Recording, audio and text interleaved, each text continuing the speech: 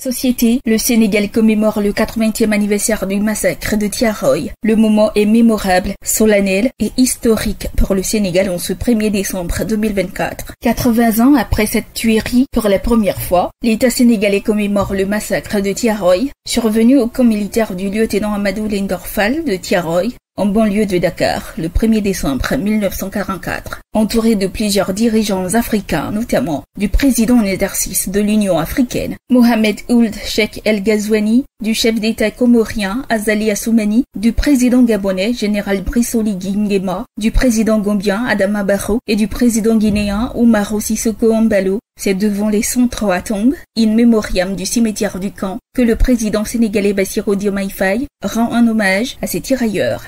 En effet, le président Bassirou Diomaye Faye a donné une envergure qu'elle n'avait jamais eue à cette commémoration dont il entendait faire un marqueur d'une mémoire africaine commune mais aussi de la relation avec la France. Au cours de cette commémoration, des gerbes de fleurs ont été déposées par les officiels au cimetière de Thiaroye, proche du camp où se sont produits les faits. Une commémoration à laquelle assiste également le ministre des Affaires étrangères, Jean-Noël Barrot, représentant de la France. Selon le président sénégalais, commémorer Thiaroye vise d'une part à rendre hommage aux victimes et graver leur mémoire dans la conscience collective, et d'autre part, jeter les bases de la restauration de la vérité historique en mettant fin à l'omerta sur cet épisode tragique voulu et entretenu par l'autorité coloniale. Pour lui, rendre hommage aux tirailleurs abattus le 1er décembre 1944 n'est pas seulement pleurer nos martyrs, c'est porter leur combat et en faire un levier pour réinventer nos rapports avec nous-mêmes, avec notre histoire et avec les héritiers de ceux-là qui ont été les auteurs de la tragédie. Rendre hommage à ces tirailleurs n'est pas seulement pleurer nos martyrs, c'est porter leur combat et en faire un levier pour réinventer nos rapports avec nous-mêmes, avec notre histoire et avec les héritiers de ceux-là qui ont été les auteurs de la tragédie. C'est dire au monde que les tirailleurs sénégalais n'étaient pas des mercenaires, mais bien les défenseurs d'une dignité humaine universelle.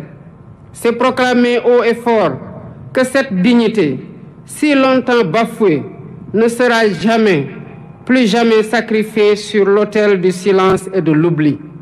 En outre, le président du Sénégal a lancé un appel à tous les acteurs étatiques ou non en France et dans les pays contributeurs aux tirailleurs à se joindre à l'effort. Au nom de la réappropriation de cette histoire, Bassirou Diomaye Faye a annoncé plusieurs mesures pour la réappropriation de cette histoire commune à 16 pays africains. Nous devons encourager cette dynamique pour restaurer la mémoire et la dignité des tirailleurs sénégalais. Pour ma part, j'initierai plusieurs mesures de réappropriation de cette histoire commune avec 16 pays africains frères. Premièrement, un mémorial en l'honneur des tirailleurs sera érigé à Thiaroye pour servir de lieu de recueillement et de mémoire ouvert à toutes les nations dont ils étaient originaires ainsi qu'au public. Deuxièmement, un centre de documentation et de recherche dédié aux tirailleurs sera érigé pour conserver la mémoire. Ce centre recueillera des archives, témoignages et récits, tout en soutenant la recherche et l'éducation autour de cette histoire partagée. Troisièmement, des rues et des places porteront le nom de cet événement tragique, de ces soldats, pour inscrire leur sacrifice dans notre quotidien et notre histoire collective. Quatrièmement, l'histoire de Thiaroye sera enseignée dans les curricula éducatifs. Ainsi, les générations futures grandiront avec une compréhension approfondie de cet épisode de notre passé. Cinquièmement, la journée du tirailleur est désormais fixée le 1er décembre de chaque année, jour de commémoration du massacre de Thiaroye.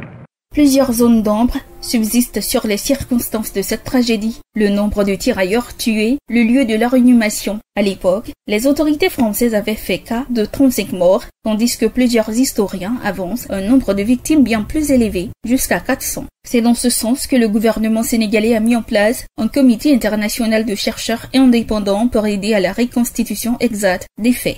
Ce que nous faisons ici relève du devoir de mémoire contre l'oubli et pour la manifestation de la vérité des faits, pour nous acquitter d'une dette morale vis-à-vis des tirailleurs et de leurs familles. C'est pourquoi nous avons mis en place un comité international de chercheurs indépendants pour aider à la reconstitution exacte des faits et à une meilleure connaissance de cette séquence de notre histoire partagée avec la France.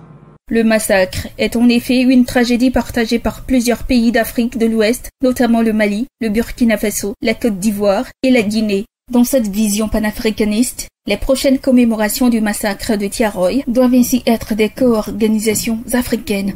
Le 1er décembre 1944, à proximité de Dakar au Sénégal, au camp de Thiaroye, des centaines de tirailleurs sénégalais trouvèrent la mort. Ces hommes, originaires de toute l'Afrique subsaharienne francophone, avaient pour la plupart quitté l'Afrique en 1939-1940, enrôlés par l'armée française. Après la débâcle de l'armée française au printemps 1940, ils avaient passé les années de guerre comme prisonniers. À Thiaroye, ils furent tués sur ordre des autorités coloniales françaises, simplement pour avoir réclamé leur dû pécule et autres primes de démobilisation.